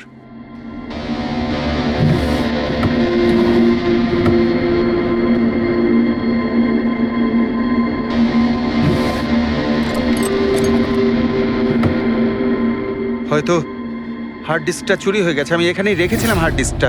কি? আপনার কেবিনের ভেতর থেকে কোনো জিনিস কি করে চুরি হয়? হয়তো আমার অনুপস্থিতিতে কেউ এসেছিল আর এখান থেকে। কিন্তু আপনার অফিসে সিসিটিভি ক্যামেরা লাগানো নেই কেন? কখনো দরকারই পড়েনি স্যার। প্রয়োজন বলে আসে না, এখন পড়লো তো প্রয়োজন। Sorry sir. আর হ্যাঁ মিস্টার হিতেশ, আপনার কোম্পানিতে যত এস্টিমেটিং আর টেন্ডারিং ডিপার্টমেন্ট আছে, যত লোক আছে, আমরা তাদের সঙ্গে কথা বলবো। স্যার আজকে ওই ডিপার্টমেন্টের কোনো এমপ্লয়ি কাজে আসেনি। কেন? সবাইকে ছুটিতে গেছে? আসলে ওরা প্রত্যেকেই ম্যারাথন রেসে পার্টিসিপেট করতে গেছে, যেটা সকাল 7টা থেকে 11টার মধ্যে হবে। কি? সবাই ওই ম্যারাথন রেসে দৌড়তে গেছে? হঠাৎ করে সবাই এরকম রানার হওয়ার স্বপ্ন দেখছে কেন? আসলে আমাদের কোম্পানি এই ম্যারাথন রেসটা স্পন্সর করছে, তাই আমাদের এমপ্লয়ীদের এটা বাধ্যতামূলক ছিল ওখানে পার্টিসিপেট করা। শুধু তারাই পারবে না যাদের হাঁটুতে বা অন্য কোনো সমস্যা আছে। তো আপনারও সমস্যা আছে হাঁটুতে? হ্যাঁ। আচ্ছা আচ্ছা, এই ডিপার্টমেন্টে কতজন কাজ করে? 10 জন। আর এই 10 জনই ম্যারাথন রেসে গেছে? হ্যাঁ স্যার, যদি কেউ না যেত আমি অবশ্যই জানতে পারতাম স্যার। স্যার, হুম, যদি পুরো ডিপার্টমেন্টের সবাই ম্যারাথনে দৌড়চ্ছিল যখন রোহনের খুন হয়েছিল, তাহলে খুনটা করলো কে? হতে পারে ওই কন্ট্রাক্ট কিলার। এক মিনিট মিস্টার হিতেশ, আপনার কাছে এই ম্যারাথন রেসের কোনো ব্রোশিয়া, কোনো লেটার আছে? ইয়েস স্যার, আমি আনছি। কি হলো স্যার? চুম্বকে ওই দৌড়ানোর লোকটা, ম্যারাথন রেস, এক্ষুনি জানতে পারবো। এই নিন sir. Thank you. You are welcome sir. হুম, দেখেছো, এটাই হলো ওই চুম্বকের রহস্য। যেটা ক্রাইম সিনে পাওয়া গেছে সেটা ম্যারাথন রেসে। মানে স্যার, ও ম্যারাথন রেসে দৌড়চ্ছিল, রোহনকে খুন করার জন্য ও রেস ছেড়ে দিয়ে ওর বাড়ি চলে যায়? মনে তো হচ্ছে এইরকমই। স্যার, এই বিপ ম্যাগনেট জার্সির ওপর লাগানো হয়। সঞ্জু স্যারকে একটু বুঝিয়ে দাও। দেখুন স্যার, এই ম্যাগনেটটাকে এখানে এইভাবে লাগিয়ে দিতে হবে। সেম এরকমই আরেকটা নেওয়ার পরে জার্সির ভেতর থেকে আমরা নিয়ে নেব, আর এটাকে আমরা এইভাবে লাগিয়ে দেবো। সেম আরেকটা এইভাবে নিয়ে এটাকে নিয়ে আমরা এইভাবে লাগিয়ে দেবো, আর এটা এইভাবে লক হয়ে যায়। আগে আমরা সেফটি পিন ইউজ করতাম, কিন্তু দু একবার রানার্সের চোট লেগেছিল, তাই আমরা এই ম্যাগনেট টেকনিকটার ব্যবহার করছি। এই ম্যাগনেট আর রেসিং হুইপ আপনি সব প্রতিযোগীকেই দিয়েছিলেন? ইয়েস স্যার, সবাইকে জানিয়ে দেওয়া হয়েছিল, বলাও হয়েছিল রেস শেষ হয়ে যাওয়ার পরে সব ম্যাগনেটগুলোকে ফেরত দিয়ে দিতে। তাহলে কারা কারা এই ম্যাগনেট ফিরিয়ে দেয়নি? স্যার, অনেকেই দেয়নি, কেউ ফেলে দিয়েছিল, কেউ বা হারিয়ে ফেলেছিল, আর এক একজনের দায়িত্বও ছিল না যে জিনিসটাকে ফেরত দিতে হবে। একটা কথা তো শিওর, কেউ রেস মাঝপথে ছেড়ে দিয়েছিল, গিয়ে খুন করে আবার ফিরে এসেছে। কিন্তু স্যার, রেস তো অনেক লোকেই মাঝখানেই ছেড়ে দিয়েছিল, কিন্তু এটা কি করে জানা যাবে যে তাদের মধ্যে রোহনকে কে মেরেছে? ওই 10 জনের মধ্যেই কেউ হবে যারা ক্যান্টিন ডিপার্টমেন্ট আর এস্টিমেটিং ডিপার্টমেন্টে কাজ করছিল। কিন্তু স্যার, ওই 10 জনের মধ্যে রেস মাঝপথ থেকে ছেড়ে দিয়েছিল, এটা কিভাবে জানতে পারবো? জানা যেতে পারে স্যার। কি করে? স্যার, আমরা প্রত্যেকটা প্রতিযোগীর মাথায় গোপ্রো ক্যামেরা লাগিয়েছিলাম, আর সেটা থেকে জানা যেতে পারে কে মাঝপথে ছেড়ে দিয়েছিল। ওয়ান্ডারফুল।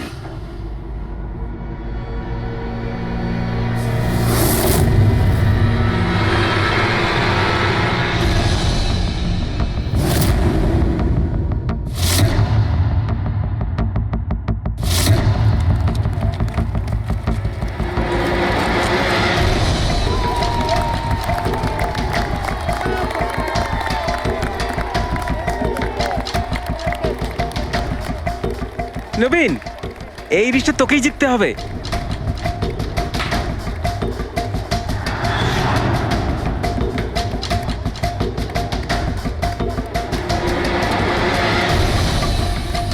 রান।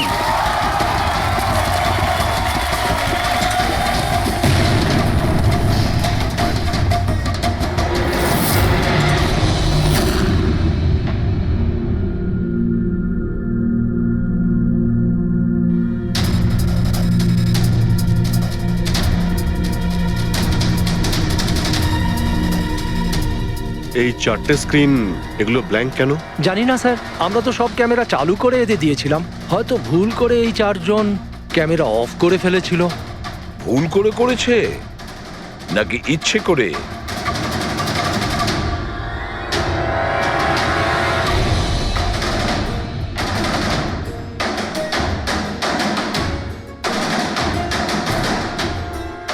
এদের মোটিভটা কি বুঝে উঠতে পারছি না। এরা কি করতে চাইছিল? কি কুনাল, একটা ক্যামেরা ভাঙা, একটা ক্যামেরায় মাটি লেগে আছে, এই 4টে ক্যামেরা ব্ল্যাঙ্ক, সেটা কেন? জানি না স্যার। ওইসব জানি নাটা নিয়ে বললে হবে না। এই সব কটা ক্যামেরা 10-এ 10 আমার চাই। স্যার এই 3টে ক্যামেরা একদম ঠিক ছিল স্যার। এমপ্লয় 1, এমপ্লয় 2 আর এমপ্লয় 3। তার মানে এই 3টে ক্যামেরায় কোনো টেকনিক্যাল প্রবলেম ছিল না। কেউ ইচ্ছে করে ক্যামেরাগুলো বন্ধ করেছিল বা ভুল করেও করে থাকতে পারে, কিন্তু বলা যায় না। কিন্তু স্যার এই 4টে ক্যামেরারই ফুটেজ একদম ঠিকঠাক স্যার। এমপ্লয়ি 4, 5, 6, 7। তাহলে এবার যাই প্রবলেম ক্যামেরাতে। সবার আগে প্রবলেম ক্যামেরা ছিল এই নবীনের, যার লেন্স ক্র্যাক হয়ে গেছিল। হতে পারে দৌড়তে দৌড়তে পড়ে গেছিল।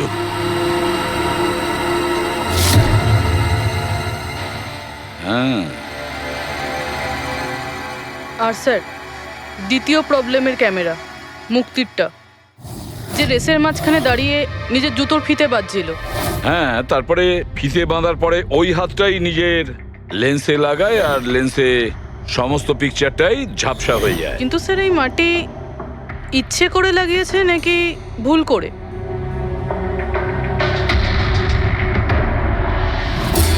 আরে 10টা লোকের তো 10টা গোপ্রো ক্যামেরা থাকা উচিত, এখানে তো দেখছি 9টা। গৌরবের ক্যামেরাটা কি হলো, সেটা কোথায়? স্যার ওই ক্যামেরাটা হারিয়ে গেছে, গৌরব ওটা ফেরত দেয়নি। তাহলে স্যার এই গৌরবই খুনি, ওকে ধরে ফেলা উচিত। না পঙ্কজ, এইভাবে হয় না। হতে পারে গৌরব ক্যামেরাটা ফেরত দিতে ভুলে গেছে। আমাদের এটা ভাবতে হবে যে খুনি এই সময়টাই কেন বেছে নিল ম্যারাথন রেসের টাইমে খুন করার জন্য। ও তো চাইলে যে কোনো সময় খুন করতে পারতো, যে কোনো জায়গায় পারতো।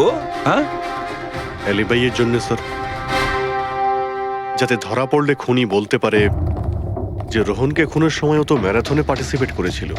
হ্যাঁ, সেই জন্য ও রেসেও পার্টিসিপেট করেছিল আর রেস কমপ্লিট করেছিল। তার মানে স্যার রেসকে মাঝখান থেকে ছেড়ে ও চলে গেছিল, তারপরে গিয়ে খুন করলো, আর খুন করার পরে এসে রেস আবার শেষ করলো। এক্স্যাক্টলি। কিন্তু স্যার এই ফুটেজ থেকে কিভাবে জানতে পারবো কে রেস ছেড়ে চলে গেছে, খুন করেছে, আবার রেস জয়েন করেছে? স্যার এই ব্যাপারটা আপনি টাইমিং চিপ থেকে জানতে পারবেন। টাইমিং চিপটা আবার কি? আজকাল ম্যারাথন রেসে বিজেতা কে জানার জন্য RFIDর ব্যবহার করা হয়। RFID মানে রেডিও ফ্রিকোয়েন্সি আইডেন্টিফিকেশন। আগে হ্যাঁ। ও, এই টেকনিক থেকে একটা জিনিস জানা যেতে পারে যে একজন রানারের প্রত্যেকটা ল্যাব কমপ্লিট করতে কত সময় লেগেছে। RFID, radio frequency identification. Sir এটাই হলো চিপ, আর এটা রেসের ম্যাট, আর এটাই RFID টেকনিকে চলে। দেখুন স্যার। ও, তার মানে রেস শুরু হতেই যখন কোনো রানার এটা ক্রস করে তখন এই টাইমিংটা ওই মুহূর্তে শুরু হয়ে যায়। একদম স্যার, অফিসের কার্ডের মতন স্যার। ঠিক আছে, এটা তো বুঝতে পারলাম, কিন্তু এটা কি জানতে পারা যাবে যে কেউ রেস মাঝপথে ছেড়ে দেয় আর পরে আবার এসে জয়েন করে? এরও উপায় আছে স্যার। স্যার এই ম্যারাথন রেস 31 কিলোমিটারের হয়। এতে 4টে ভাগ, প্রথমটা 5, দ্বিতীয়টা 10, তৃতীয় 15, চতুর্থ 20। চতুর্থ পর্যায় থেকে ফিনিশিং লাইনের দূরত্ব কম করে 1 কিলোমিটার স্যার। তার মানে সব মিলিয়ে 6টা প্যাড, স্টার্টিং লাইনের প্রথম প্যাড আর ফিনিশিং লাইনের 6 নম্বর প্যাড, মাঝখানে 4টে থাকছে, 4টে ধাপ, 4টে প্যাড। যখন কোনো প্রতিযোগীর পা ওই প্যাডের মধ্যে পড়ে তখন আমরা বুঝতে পারি ওই রানার কত টাইমটা নিয়েছে। তাহলে কে রেস মাঝপথে ছেড়েছিল আর কে ছেড়ে যায়নি এটা জানা গেলে এটাও জানা যাবে যে একটা ধাপ থেকে আরেকটা ধাপে যাওয়ার সময় কোন রানারের সব থেকে বেশি সময় লেগেছিল। সবকটারই টাইমিংটা চেক করতে হবে, জানা তো যাবে সে কে, যে মাঝপথে রেস ছেড়ে আবার জয়েন করেছে। পুরবি,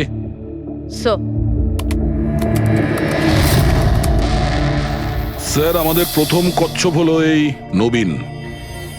এ রেসের প্রত্যেকটা ল্যাপ 25 মিনিটে কমপ্লিট করেছে, কিন্তু শেষ ল্যাপের পরে ফিনিশিং লাইন পর্যন্ত পৌঁছানোর জন্য মানে 1 কিলোমিটার ক্রস করার জন্য ওর 50 মিনিট সময় লেগেছে। নবীন,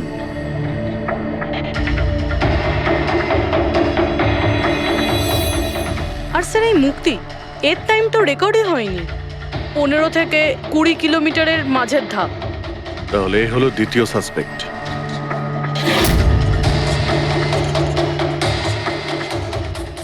মুক্তি। আর এবার এই গৌরব, এ তো 15 কিলোমিটারের ধাপই বের হতে পারেনি। তাহলে এই হলো আমাদের তৃতীয় সাসপেক্ট। স্যার বাকি সবার টাইমিং তো মোটামুটি ঠিকঠাকই আছে। তার মানে এই খুন এই তিনজনের মধ্যেই কেউ করেছে, মুক্তি, নবীন আর গৌরবের মধ্যে। যদি নবীন খুন করে থাকে তাহলে সে রেস ছেড়েছে 20 কিলোমিটার আর ফিনিশিং লাইনের মাঝপথে। ফেডরিক, পঙ্কজ, বাইক নিয়ে যাও, এবার স্পিডে যাবে ওই রুটেই। আর খেয়াল করো যেখানে ওই তিনজন যেখানে রেস ছেড়েছে সেখান থেকে রোহনের বাড়ি কতটা দূরে আর কত সময় লাগতে।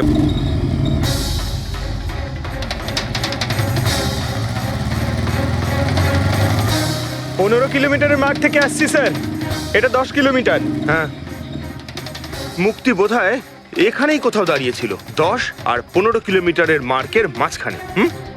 এই আমি স্টপ ওয়াচটা অন করলাম আর আমি চললাম রোহনের বাড়ি। থাম পঙ্কজ, এই রাস্তাটা দিয়ে। এই রাস্তা দিয়ে? হ্যাঁ, এই রাস্তাটা। চলুন। আরে আস্তে চালা না। হ্যাঁ।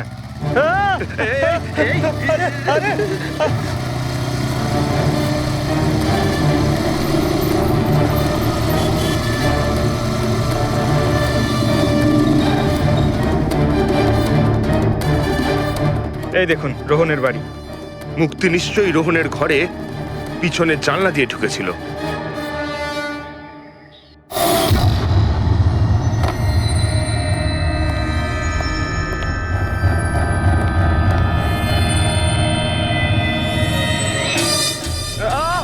আরে অ্যাক্টিং করতে বলেছিলাম। থাম। মুক্তি রোহনকে খুন করার পর হয়তো সমস্ত তথ্য প্রমাণ পুড়িয়ে আবার দৌড়ে ফিরে গিয়েছিল ম্যারাথন শেষ করতে। চল আমরা আবার যাব সেই ম্যারাথনের ওখানে 20 কিলোমিটারের মার্কটার কাছে।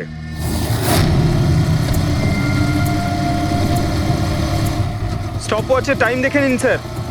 26 মিনিট।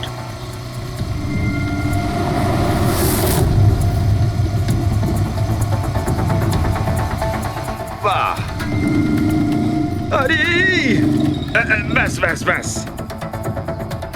এবার মুক্তি পৌঁছলো 20 কিলোমিটারের মার্কে পাক্কা 30 মিনিট পরে।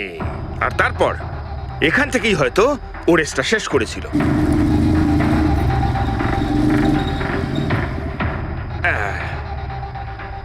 এবার শোন, গৌরব যদি খুন করে থাকে তাহলে ও রেসটা এখানেই ছেড়েছিল, 10 আর 15 কিলোমিটার মার্কের মাঝামাঝি। এই আমি স্টপ ওয়াচ অন করলাম। এবার যাব আমরা রোহনের বাড়ি। চলো চল।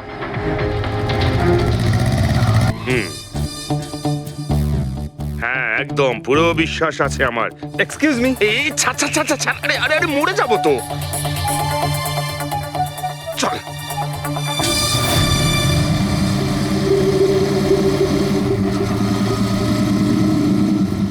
ব্যাস। একটু দাঁড়ান, আমি বুঝতে পেরেছি। আমি বলছি, এই গৌরব রোহনের বাড়ি থেকে 15 থেকে 20 কিলোমিটার দূরে রেসে আবার জয়েন করেছিল, তাই না? শাবাশ। হ্যাঁ, আমার সাথে থেকে থেকে তোরও তো বুদ্ধি খুলে গেছে। আর এই সব কিছু করতে গৌরবের টাইম লেগেছিল পুরো 27 মিনিট। এবার দেখা যাক নবীনের কত লেগেছিল। এবার যদি নবীন খুন করে থাকে তাহলে ও নিশ্চয়ই এখান থেকে গেছিল যেখানে ও পড়ে গেছিল। এই আমি স্টপ ওয়াচ অন করলাম।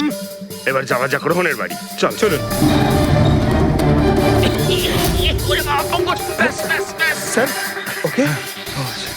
পঙ্কজ, তিনজন রোহনের সাথে এরকমই কিছু করেছিল। ব্যাস, রোহনকে খুন করে নবীন এইখানে এসে পৌঁছেছিল ফিনিশিং লাইনের সামনে, যেখানে ও ক্যামেরাটা দ্বিতীয়বারের জন্য সরিয়েছিল। আর এই সব কিছু করতে ওর লেগেছিল হয়তো 48 মিনিট। স্যার, জানতে পেরেছি তিনজনের কত সময় লেগেছিল। আচ্ছা, তাহলে বলো মুক্তির কত সময় লেগেছিল? মুক্তির লেগেছিল 30 মিনিট। আর টাইমিং চিপ অনুযায়ী 39 মিনিট লেট ছিল। আর গৌরব? গৌরবের 27 মিনিট। আর ও ম্যারাথন রেস থেকে নিখোঁজ ছিল 24 মিনিটের জন্য। নবীনের লেগেছিল 48 মিনিট রোহনের বাড়ি গিয়ে ওকে খুন করে ফিরে আসতে। আর টাইমিং চিপ অনুযায়ী এই নবীন 50 মিনিট লেট ছিল। হ্যাঁ, আমাদের খুনি এই তিনজনের মধ্যেই কেউ হবে, নবীন, গৌরব আর মুক্তির মধ্যে। মিস্টার নবীন, একটা কথা বলুন, এই রেসে আপনি প্রত্যেকটা ল্যাপ 25 মিনিটে কমপ্লিট করেছেন, কিন্তু ফিনিশিং লাইনের আগে ওই 1 কিলোমিটার যেতে আপনার 50 মিনিট সময় লেগেছিল। কেন? স্যার ওই 20 কিলোমিটার পুরো করার পর আমি নিচে পড়ে গেছিলাম, আর স্যার ওই আমার পায়ে চোট লেগেছিল আর ক্যামেরাটাও ভেঙে যায়। স্যার লাস্টের 1 কিলোমিটার আমি কতটা কষ্টে পুরো করেছি স্যার আমিই জানি সেটা। এই আঘাতটা কোথায় লেগেছে আপনার? স্যার এইখানে দেখুন স্যার। পট্টিটা খোলো। হ্যাঁ, এইটা।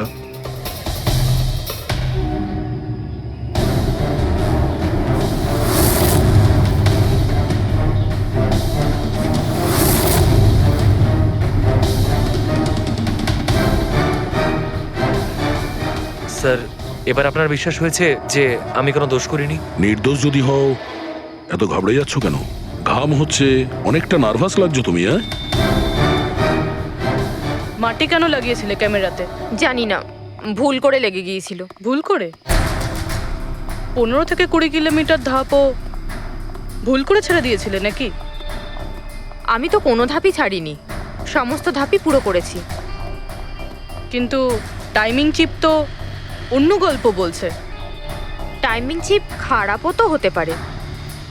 আপনি একজন মেশিনের উপর বিশ্বাস করবেন নাকি একজন জীবন্ত মানুষের উপর? আচ্ছা, তোমার গোপ্রো ক্যামেরাটা কোথায় গেল? তুমি তো ওদের ওটা ফেরত দাওনি। ওটা তো হারিয়ে গেছে স্যার। হারিয়ে গেছে? কি করে হারিয়ে গেল ভাই?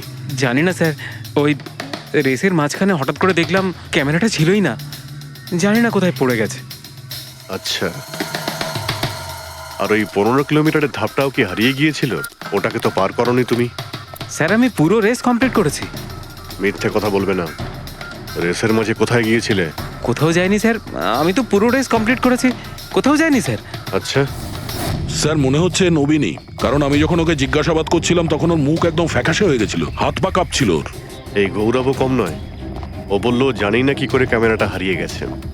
আরে এত বড় একটা ক্যামেরা পড়ে গেলে সেটা কেউ জানতে পারবে না স্যার। বস, তোমার কথাটা ঠিকই, কিন্তু নবীনের একটু আঘাত লেগেছে না? হ্যাঁ স্যার, আঘাত তো ওর লেগেছে। স্যার আমার মনে হচ্ছে ও মিথ্যে কথা বলছে। স্যার আমার মনে হচ্ছে মুক্তি মিথ্যে বলছে। ও জেনে শুনেই ক্যামেরায় মাটি লাগিয়েছিল, কারণ নিশ্চয়ই এমন কিছু আছে যেটা ও আমাদের থেকে লুকোতে চাইছে। হ্যাঁ, এটাও হতে পারে, কারণ ক্যামেরায় যদি ভুল করে মাটি লেগে যেত তাহলে আরো সবার ক্যামেরাতে লাগতে পারতো ভুল করে। গোলমাল আছে, এই তিনজনের মধ্যে কোনো না কোনো গোলমাল তো নিশ্চয়ই আছে। খুনি এই তিনজনের মধ্যেই কেউ একজন। নবীন, আমাকে ওই জায়গাটা দেখাও যেখানে তুমি এক্স্যাক্টলি পড়েছিলে, কিভাবে পড়েছিলে। আসুন স্যার, কিন্তু স্যার আমার পায়ে খুব ব্যথা আছে, আপনি একটু সাহায্য করবেন আমাকে? নিশ্চয়ই নিশ্চয়ই, এসো।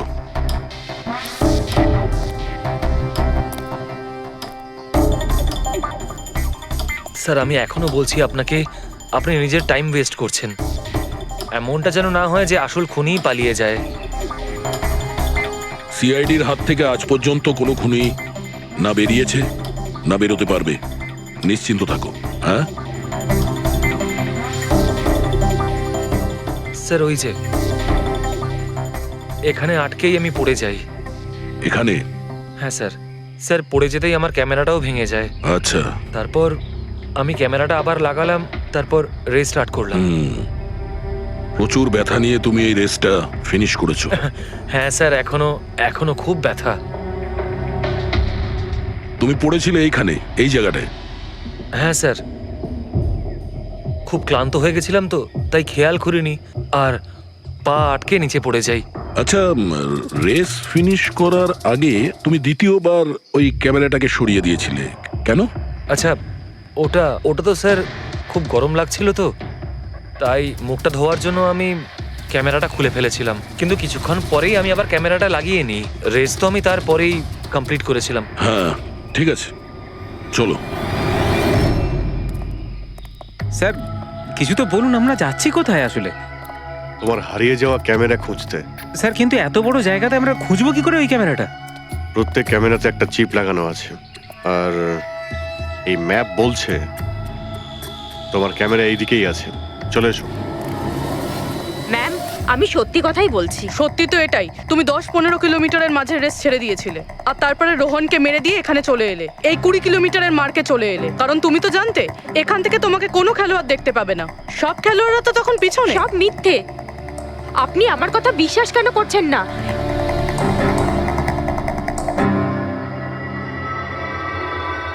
কি কি খুঁজছো? আমি কিছু তো না। কিছু আছে ওখানে? না, কিছু না। আচ্ছা, ওই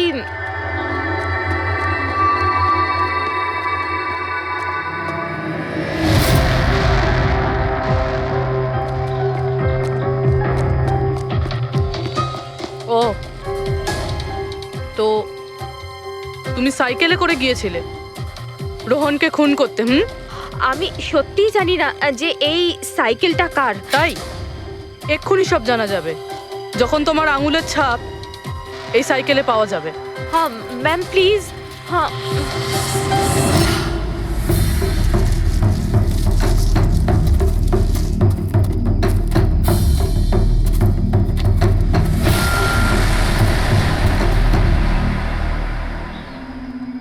এই হলো ক্যামেরা। এটাকে পুরো ভেঙে ফেলেছো? হ্যাঁ, আমি ভাঙিনি স্যার। দুটো ক্যামেরা?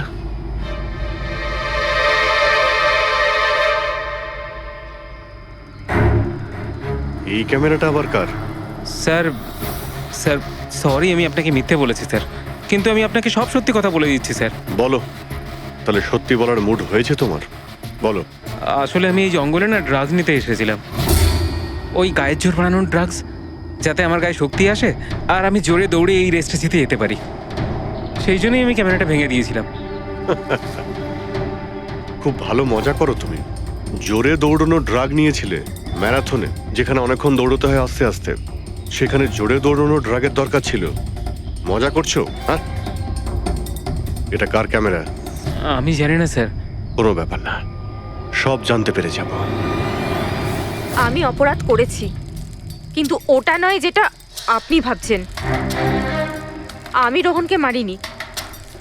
আমার দোষ শুধু এটুকুই যে আমি এই রেসটা জেতার জন্য একটু চালাকি করেছিলাম। বুঝলাম না, কি করেছো তুমি? আমি জানতাম না যে টাইমিং চিপ প্রত্যেক ধাপে রানারের টাইম নোট করবে। আমি ভেবেছিলাম শুধু রেসের প্রথমে আর শেষে টাইম ক্যালকুলেট হবে, আর তাই 10 কিলোমিটার পর্যন্ত এসে ক্যামেরায় মাটি লাগিয়ে দিয়েছিলাম আর ওখান থেকে সাইকেল নিয়েছিলাম।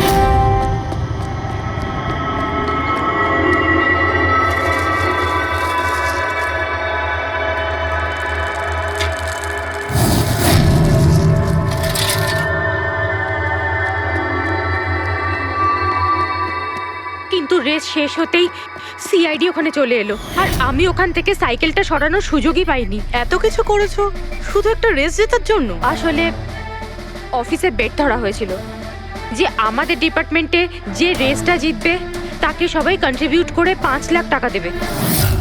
আমার টাকার খুব দরকার ছিল, তাই আমি। এটা দীপ্তির ক্যামেরা। এই দুটো ক্যামেরা তোমরা কেন ভেঙেছিলে? স্যার আসলে আমরা এই রেসে এসেছিলাম যাতে একে অপরের সাথে সময় কাটাতে পারি, কিন্তু তারপরে খেয়াল হলো যে আমাদের প্রেমের কথাবার্তা সব ওই গোপ্রোতে রেকর্ড হচ্ছে স্যার। কখন থেকে ফলো করছে। শোন না, তোকে খুব সুন্দর লাগছে। দাঁত ছাড়ো তো। কি হলো? গোপ্রোতে সব রেকর্ড হচ্ছে। ও গড, এখন কি করব? হ্যাঁ, একটা কাজ করা যাক, চল আমার সঙ্গে। হ্যাঁ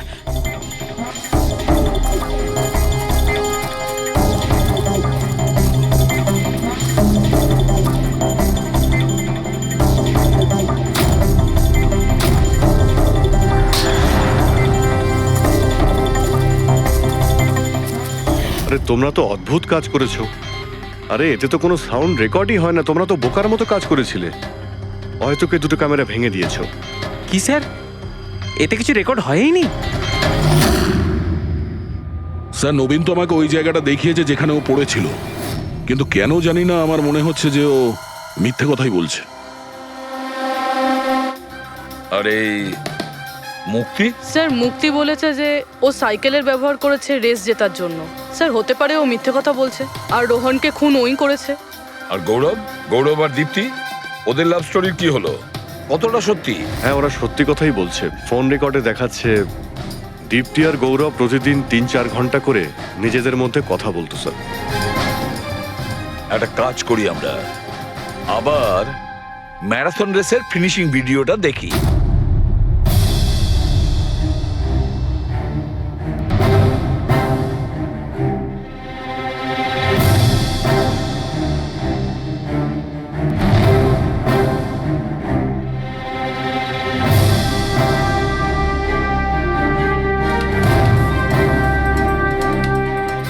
তার মানে গৌরবের ঠিক পরেই এই দীপ্তি ঢুকেছিল, দুজন একসঙ্গেই ছিল। মনে হচ্ছে স্যার দুজনেই এই কাণ্ড করেছে। এক মিনিট অভিজিৎ, দয়া, এই ফুটেজটা দেখো। এই হলো সেই খুনি।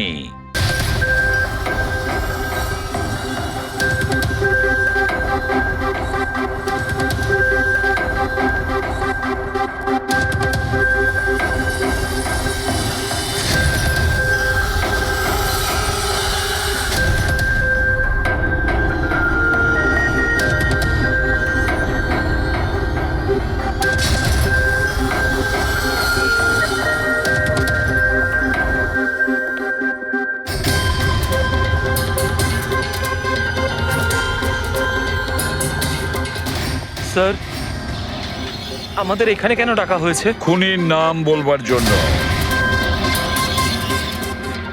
স্যার, সত্যি খুনি ধরা পড়েছে?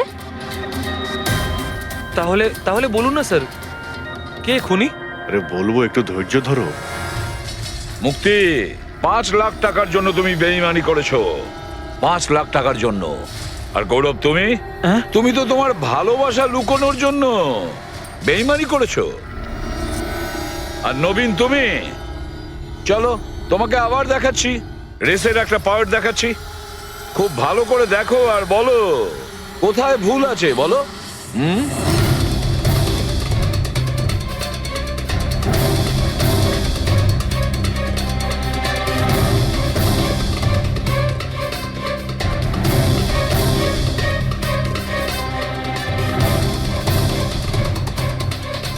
কিছুই তো নেই স্যার, সবই তো ঠিকই আছে। কোনো প্রবলেম নেই।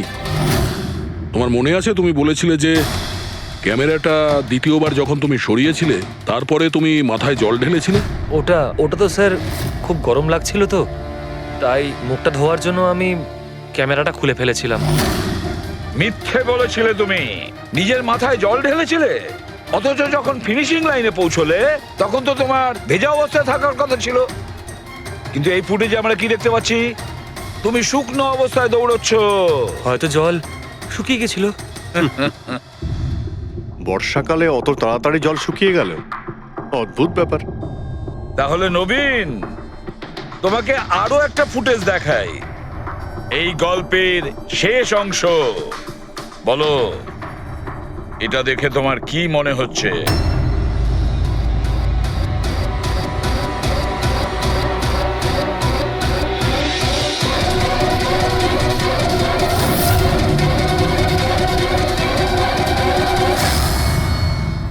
কি নবীন, এই ফুটেজে তোমার মুখটা কেমন চেঞ্জ লাগছে না?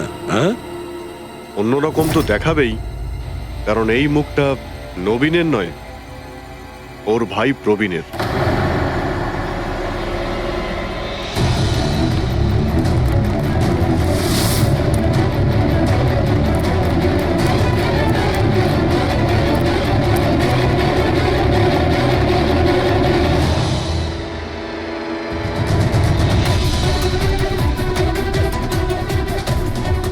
খুব বড় প্ল্যান বানিয়েছিলে তুমি, দারুণ মাথা খাটিয়েছিলে তুমি। প্রথমে 3টে এমপ্লয়ির ক্যামেরা বন্ধ করে দিয়েছিলে,